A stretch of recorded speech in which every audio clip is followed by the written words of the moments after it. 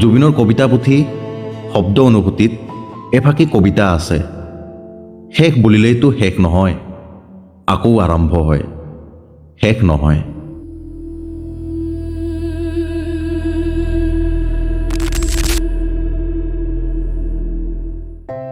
জুবিনৰ বিষয়ে লিখিবলৈ লৈও মই সেই কথাই ভাবিছিলোঁ, শেষ বুলিলেইতো শেষ নহয়, আকৌ আৰম্ভ হয়, শেষ নহয়।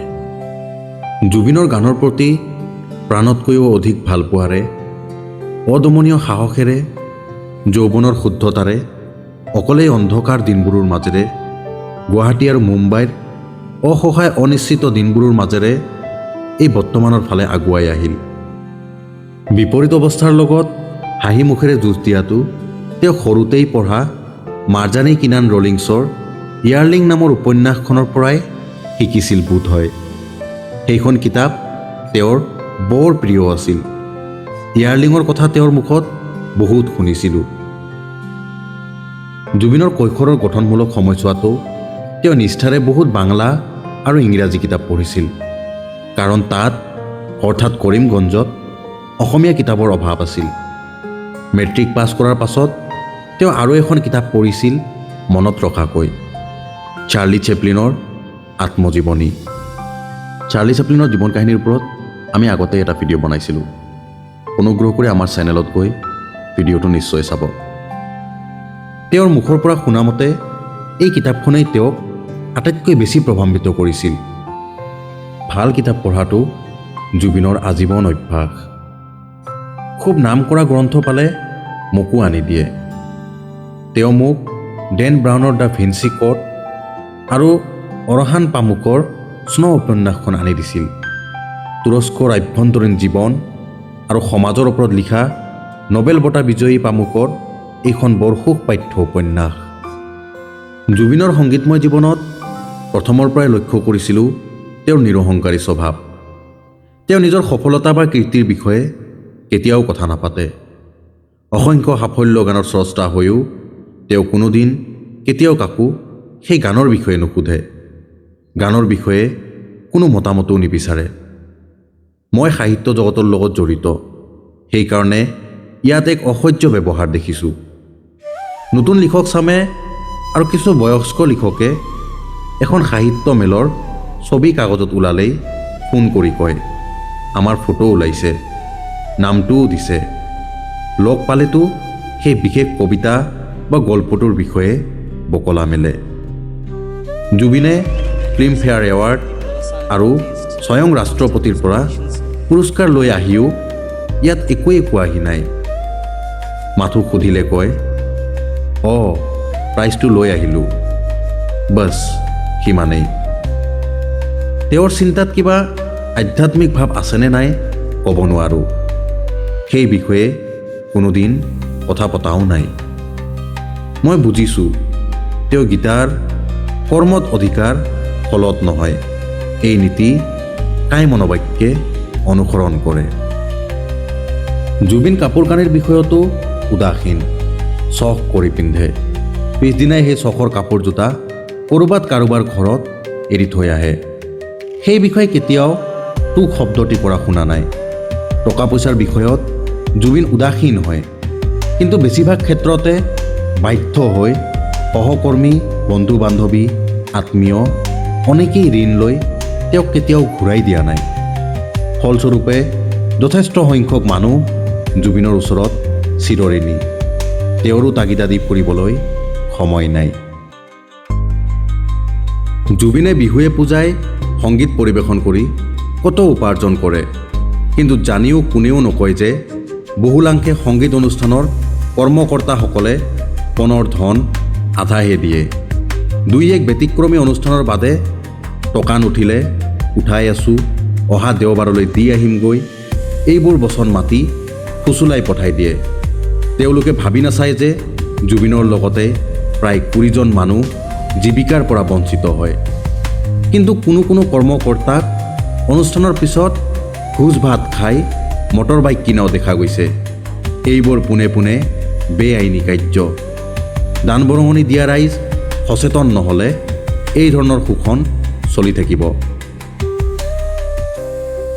আমাৰ ধাৰণা কৰা মতে টকা পইচাবোৰ পোৱা হ'লে জুবিনৰ দৰে উদাৰ হৃদয়ৰ মানুহে আৰু অনেক জনহিতকৰ কাম কৰিব পাৰিলেহেঁতেন। সেয়ে শেষলৈ জুবিনে গীত পৰিৱেশন পেশাটো সঠিক প্ৰফেশ্যনেল লাইন লৈ আনিবলৈ বাধ্য হ'ল। তেওঁৰ আৰু এটা লক্ষণীয় কথা নকৈ নোৱাৰোঁ। তেওঁৰ স্বভাৱ ফকীৰৰ দৰে, মানুহক মুক্ত হস্তে দান কৰে। তাৰ পাছ মুহূৰ্ততে কিছু টকাৰ প্ৰয়োজন পৰিলে দেখা যায় তেওঁৰ হাতত টকা নাই।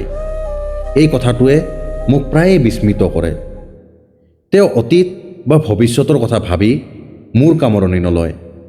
বুদ্ধদেৱৰ দৰে গুৰুসকলে কোৱা বৰ্তমানত জীয়াই থকা কথাষাৰ তেওঁ নিত্যই পালন কৰে।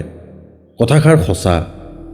অতীত ভৱিষ্যত সকলো বৰ্তমান, পাৰ হৈ যোৱা বৰ্তমান আৰু আহিবলৈ ধৰা বৰ্তমান। বৰ্তমানত জীয়াই থকা আৰু কৰ্ম কৰা মানুহৰ ভীষণ একাগ্ৰতা থাকে। জুবিনক দেখিছোঁ যিটো ইচ্ছা হয় সেইটো কাম কৰে, বাধা দি লাভ নহয়। ধৰক কিবা এটা মন গ'ল, কিনিলে, পাছতহে আহি ক'বহি, ক'বলৈ তাৰো ঠিকনা নাই। এবাৰ ঘৰৰ মাৰুতি গাড়ীখন বিক্ৰী কৰাৰ পাছতহে আমাক জনাইছে যিটো তেওঁৰ মন মেজাজে ভাল বুলি জানে সি তাকেই কৰে। আমি তামোলপুৰত চাকৰি কৰোঁতে জুবিনৰ জন্তু জানোৱাৰৰ প্ৰতি প্ৰেম প্ৰীতি দেখি চৰকাৰী কোৱাৰ্টাৰতে এখন মিনি জু খুলিছিলোঁ। অৱশ্যে আমাৰো যে হেঁপাহ নাছিল তেনে নহয়।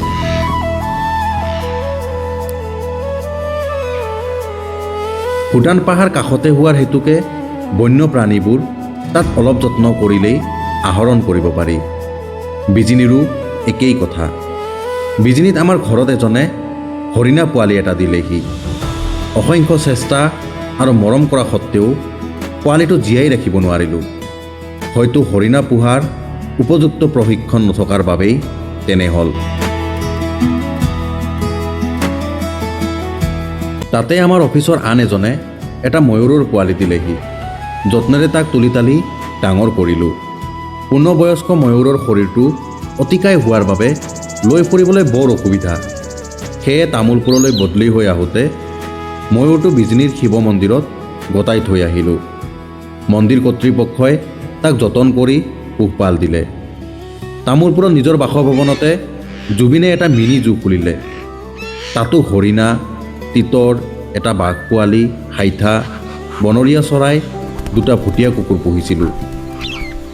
হাইঠা মাটিত নপৰে, কিন্তু এদিন এটা হাইঠা হপ কৰি আমাৰ বাৰীত পৰিলহি। বাৰীৰ চুকতে এজোপা আহঁত গছ আছিল।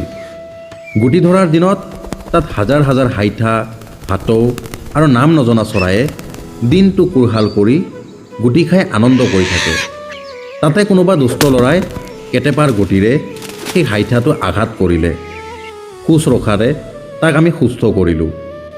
জুবিন আৰু ভনীয়েক দুজনীৰ কাম হ'ল একমাত্ৰ হাইঠাটোৰ লগত খেলি থকা।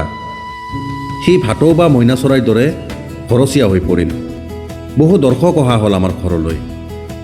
এদিনাখন জুবিনে তাক পেণ্টৰ জেপত ভৰাই স্কুললৈও লৈ গ'ল।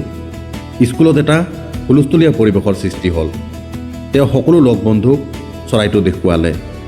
তাকে দেখি শিক্ষকে তাক উভতাই চৰাইটো ঘৰত থোৱাই দিলে।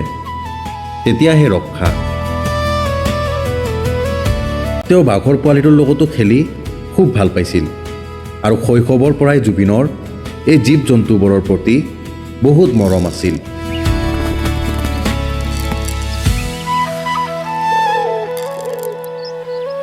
জুবিন প্ৰথমবাৰ মুম্বাইৰ পৰা অহাৰ পিছত শেখৰ কাপুৰৰ আলোড়নকাৰী ছবি বেণ্ডিত কুইন মুক্তি পালে। গানৰ কেছেটটো যোগাৰ কৰিলে। জুবিন ঘৰলৈ আহি কেছেটটো বজাবলৈ ধৰিলে। সংগীত দিছিল আৰু গানকেইটা গাইছিল উস্তাদ ফাতে আলী খান। জুবিনে সেই গানকেইটা শুনি ইমান মুগ্ধ আৰু মোহিত হ'ল যে তেওঁ কান্দি পেলালে আৰু সেই গোটেই নিশা সেই কেছেটটো উৰাই ঘূৰাই শুনি থাকিলে।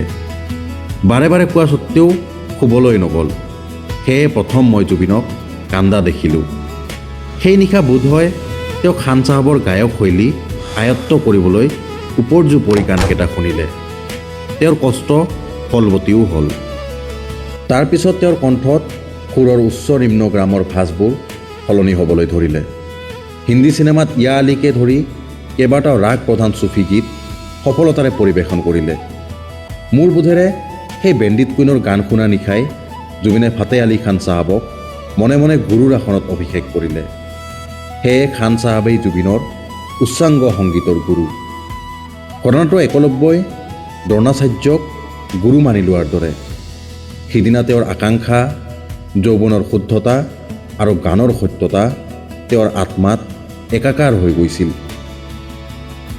আৰু এটা বিশেষত্ব লক্ষ্য কৰিছিলোঁ যে বৰগীত ৰেকৰ্ডিং কৰোঁতে তেওঁ ধুতি পিন্ধি কান্ধত গামোচা লৈ মাটিত বহি গাইছিল। এই কথাটোতো হয়তো পৰম্পৰাগত ভক্তিৰ এটা প্ৰকাশ ঘটিছিল। এবাৰ আমাৰ এজন সম্বন্ধীয় ভায়ে দিল্লীৰ এখন হোটেলত আহাৰ কৰি থাকোঁতে প্লেয়াৰত ইয়া আলী গানটো বাজি আছিল। আমাৰ ভাইজনে হোটেল মেনেজাৰক সেই গানটো কোনে গাইছিল বুলি সুধিলে। মেনেজাৰজনে ক'লে, এক পাঞ্জাবী লড়কা। গাৰ্গ উপাধিটোৱে এই বিভ্ৰম সৃষ্টি কৰিলে। একেধৰণৰ বিভ্ৰম সুগায়িকা অনুৰাধা পাৰৱালৰ লগতো হৈছিল। বম্বেত প্ৰথম কেছেটটো ৰেকৰ্ডিং কৰোঁতে অনুৰাধাই সেই কেছেটত গান গাইছিল। জুবিন অসমৰ বুলি অনুৰাধাই কেতিয়াও নামানে। তুম আছামিজ হৈ নাহি সকতে, অনুৰাধাই কয়। আই এম 100% আছামিজ, জুবিনৰ উত্তৰ। অনুৰাধা পৰৱালে এতিয়া চাগৈ মানিছে। জুবিনৰ দৈনন্দিন জীৱনৰ কিছু আমোদজনক ঘটনা ছবি পৰিচালক ৰাজেশ ভূঞাৰ পৰা পোৱা যায়। হাজোৰ পৰা এবাৰ আহি থাকোঁতে শলাৰে খুচি বজাৰত বেচিবলৈ লৈ যোৱা কাছটো দেখি 1800 টকাত কিনি আনি তেওঁ সোণাপুৰৰ স্প্ৰিং ভেলী ৰিজৰ্টত থকা পুখুৰীটোত মেলি দিয়েহি। সেইটো এতিয়াও তাতে আছে। অকল আঘাতপ্ৰাপ্ত জীৱ জন্তুকেই নহয়, তেওঁ ৰাস্তাত হোৱা দুৰ্ঘটনাপতিত বহুত মানুহক গাড়ীত উঠাই নি হস্পিটেলত থৈছেগৈ। গাড়ীয়ে আঘাত কৰা মুৰ্গী পোৱালি উঠাই আনি সুস্থ কৰি বহুদিন তাক কোটৰ জেপত লৈ ফুৰিছিল। পাছত এটা মুৰ্গী পোৱালিৰ জাপত তাক মেলি দিছিল।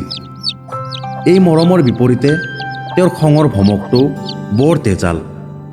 খং উঠিলে তেওঁৰ 50 কেজি ওজনৰ দেহটোত কৰবাৰ আদম্য জোৰ আহি পৰে। তেতিয়া তেওঁক শান্ত কৰা বৰ কঠিন। বস্তু বাহানি ভাঙি নিজৰ হাত শৰীৰ এইবোৰ ক্ষতি সোণ কৰে। এই খংবোৰ অৱশ্যে স্থায়ী নহয়। তেওঁক জুকি কেতিয়াও ল'ব নালাগে, কিন্তু জুবিনক কেতিয়াও মনাব নোৱাৰি। ৰাজেশ ভূঞাৰ পৰা দুটামান কাহিনী শুনক। গাড়ী চলাই ভাল পোৱাৰ দৰে তেওঁ নিশা অত্তত ফুৰিবলৈ ভাল পায়। ফাংচন আৰু শ্বুটিঙৰ সময়ত বহু যাত্ৰা আমি নিশাই কৰিছিলোঁ।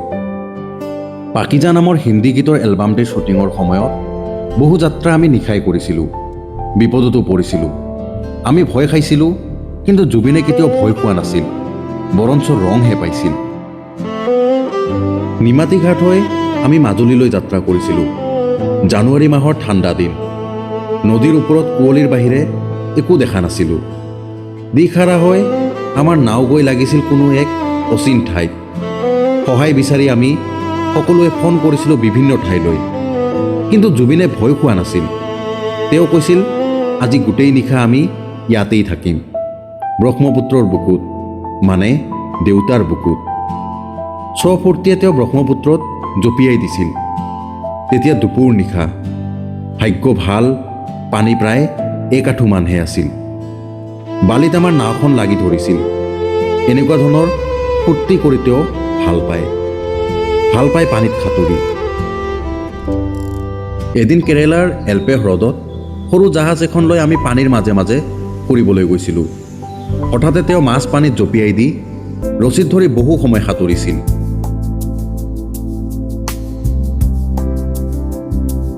আৰু এদিন ৰুমালৰ শ্বুটিং চলি থাকোঁতে হঠাৎ মান্দাঘাটাত সৰু নৈ এখন পাৰ হ'বলৈ নাও এখন বিচাৰি থাকোঁতে তেওঁ নৈখনত জঁপিয়াই দিলে। গাত জেকেট, কঁকালত জিন্স পেণ্ট, মূৰত টুপি আৰু টুপিৰ ওপৰত চশমা।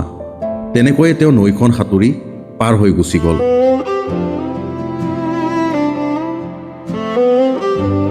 সাগৰত সাঁতুৰিবলৈ আমি দুয়ো এবাৰ এৰোপ্লেনৰ পৰা লাইফ জেকেট চুৰি কৰিছিলোঁ। আমি মুম্বাইৰ পৰা গোৱালৈ ছবি মহোৎসৱ চাবলৈ গৈছিলোঁ। এৰোপ্লেনখন সাগৰৰ ওপৰেদি গৈ আছিল। হঠাতে জুবিনে ক'লে যে যদি প্লেনখনৰ হঠাতে কিবা হয় তেন্তে আমি সাগৰত পৰিম। সেই সময়ত লাইফ জেকেট বিচাৰি থকাতকৈ আগতে উলিয়াই থোৱাই ভাল। ইফালে মই সাঁতুৰিব নাজানো। সেই জেকেট দুটামান মানস ৰবীন আৰু পবিত্ৰ মাৰ্ঘেৰিটা নিবেদিত পখিলা এলবামটিৰ ভিডিঅ'টিত গায়ত্ৰী মহন্ত আৰু নয়ন নীলিমাক পিন্ধাইছোঁ। পাহৰিছিলোঁৱে, আমি গোৱাৰ ছবি মহোৎসৱলৈ গ'লোঁ ঠিকেই, পিছে আমাৰ এখনো ছবি চোৱা নহ'ল।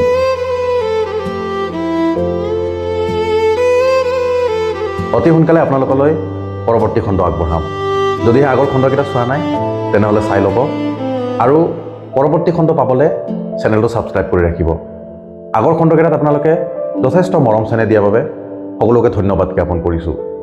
আজিৰ কাৰণে ইমানেই, আকৌ লগ পাম নেক্সট খণ্ডত। ধন্যবাদ।